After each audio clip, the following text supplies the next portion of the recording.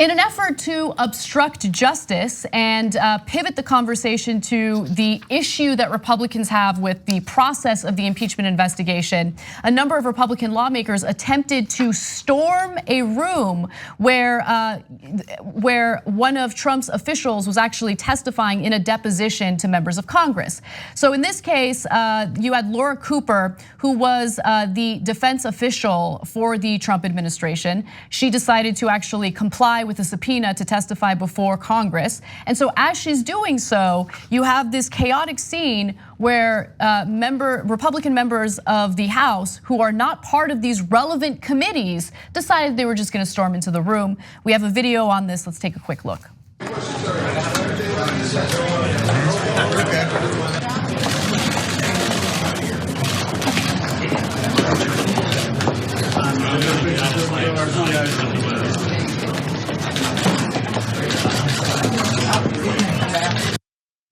So Laura Cooper, her specific role is Deputy Assistant Secretary of Defense for Russia, Ukraine, and Eurasia. And what Democrats wanted to ask her about is not only the phone conversation between Donald Trump and the Ukrainian President Vladimir Zelensky, but also the decision Donald Trump made to withhold the military funding from Ukraine. Now, the testimony from US Ambassador William Taylor, was so damning yesterday that Republicans got together and they said, look, we can't speak to the substance of the testimony, we can't speak to the substance of this impeachment investigation, but what we can do is try to pivot the discussion to the actual process. And we're going to cry and whine and pretend as though the process in which this investigation is taking place is wrong, it's unfair, we're being treated unfairly.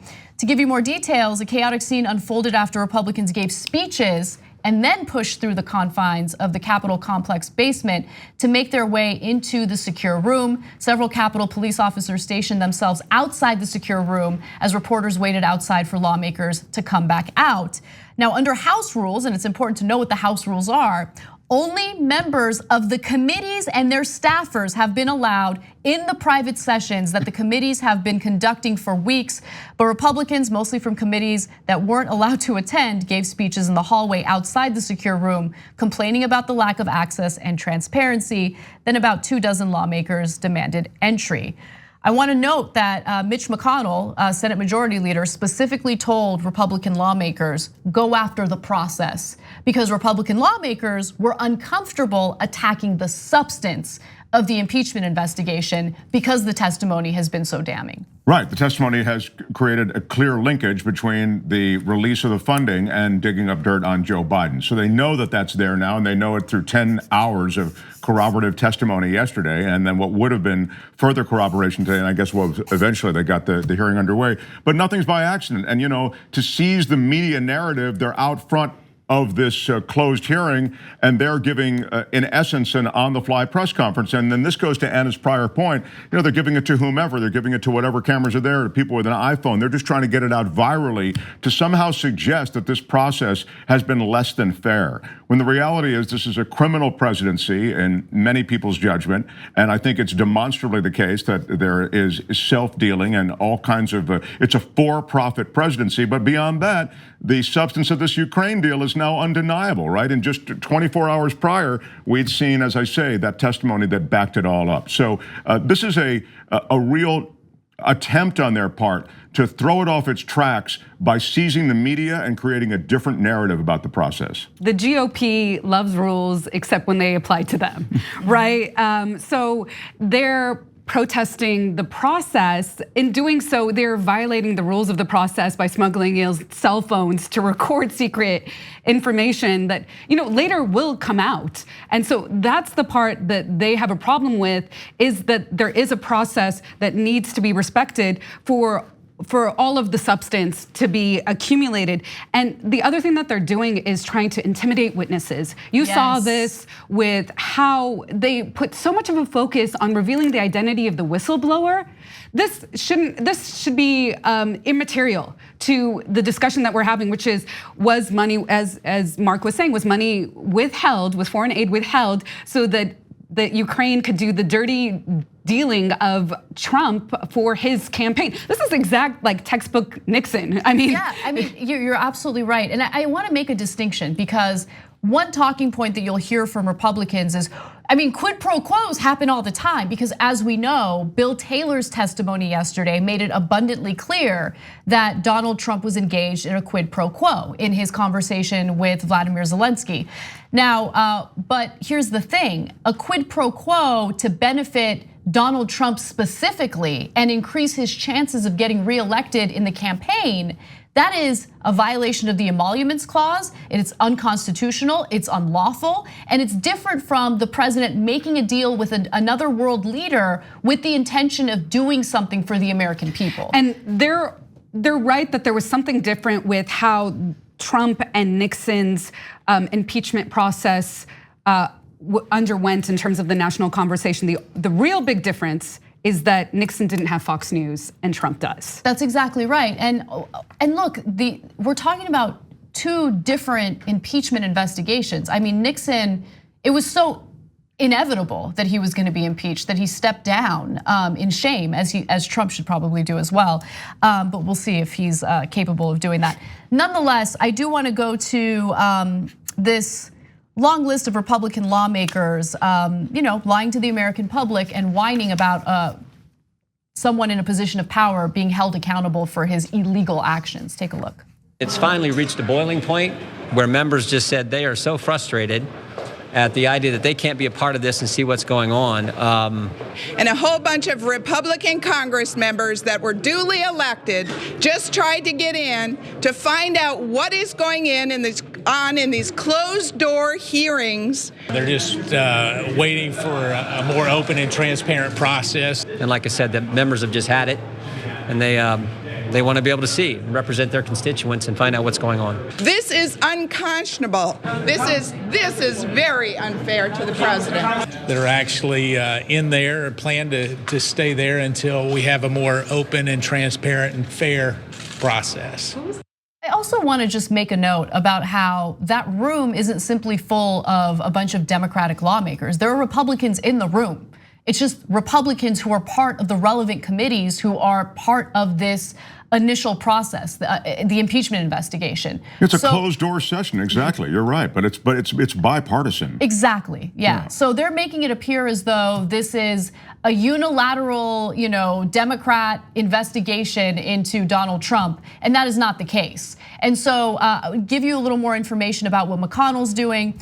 According to The Hill, McConnell recognizes that some members of his conference are uncomfortable defending Trump on charges his administration linked aid to Ukraine to that country's government running politically motivated investigations meant to help the White House. One GOP lawmaker, summing up McConnell's message to Republicans at a private lunch meeting Tuesday, quoted the GOP leader as saying, "This is going to be about process."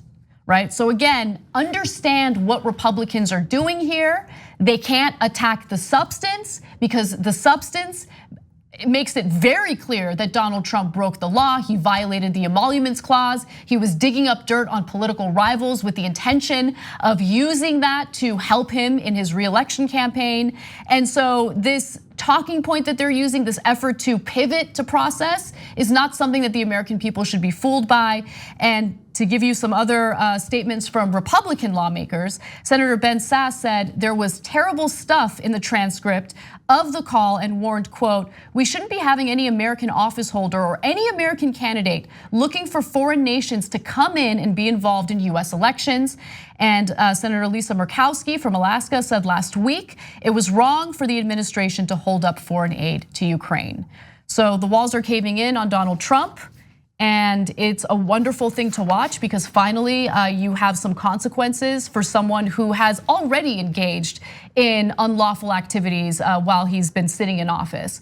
But Republicans are scrambling because they know that members of his own administration are testifying against him and revealing exactly what he did. Well, also, I mean, it's just so wild when you put together their remarks like we just did. You see the GOP stormtroopers out there, with that trumped up if you'll pardon the expression, that trumped up rage about the process. And it's just one talking point after another. And it's just so clear that that was an organized strategy. So it lacks any decency, and it lacks any real adherence to process either. But they're complaining about the process. I think you make such a great point. When you talk about the process, they have no use for it when it applies to them. And clearly the process was being respected. So it's simply a talking point. But why, when they stack them up like that, you realize how they really are all just sort of regurgitating these political talking points. Right. So when you see video of Lindsey Graham during the impeachment process for Clinton, and then you put it side by side, and listening to the way that he's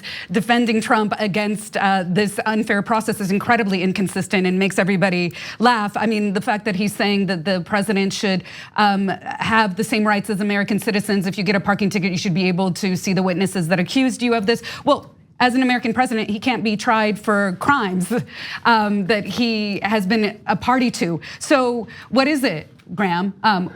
In what ways does he get the rights of Americans but not the obligations to abide by the law? Graham bows his head to power, and that's it. He has no principles, he has no backbone, he's a complete and utter coward.